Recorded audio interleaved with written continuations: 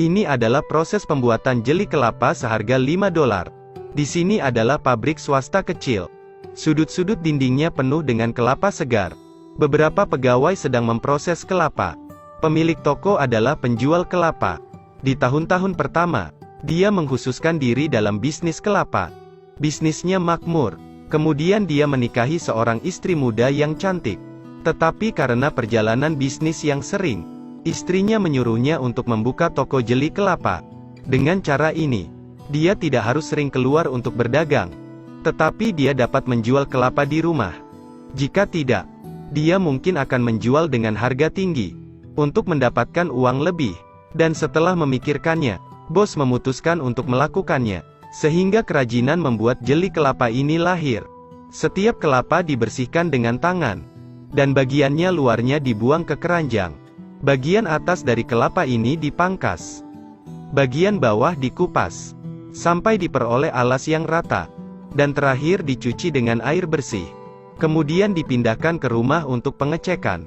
Untuk mengolahnya, mereka menggunakan pisau dapur, untuk mengambil cangkang kecil di atasnya, dan menuangkan air segar di dalamnya.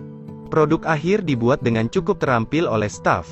Semua karyawan di toko adalah kerabat pemilik, atau tetangga orang-orang yang tinggal di sana. Melakukan pekerjaan mudah, dan mendapatkan upah yang layak. Jika ditemukan kelapa yang tidak dalam kondisi baik, juga akan disiasati agar kelapa lebih rata dan indah.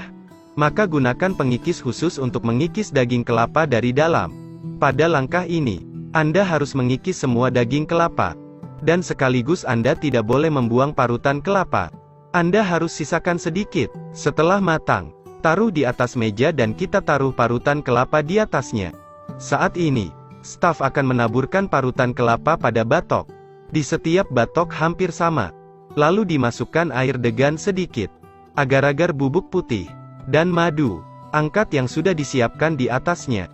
Dan gunakan cangkir kecil, untuk menuangkan gelatin dan air ke dalam tempurung kelapa. Setiap tempurung kelapa diisi agar-agar air.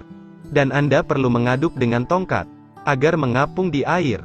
Untuk menghemat waktu, orang menggunakan kipas angin untuk mendinginkan kelapa, hingga suhunya lama-kelamaan dingin, dan kelapa akan menjadi jeli. Kemudian, bungkus setiap kelapa dalam pembungkus makanan, untuk mencegah debu ketika disimpan.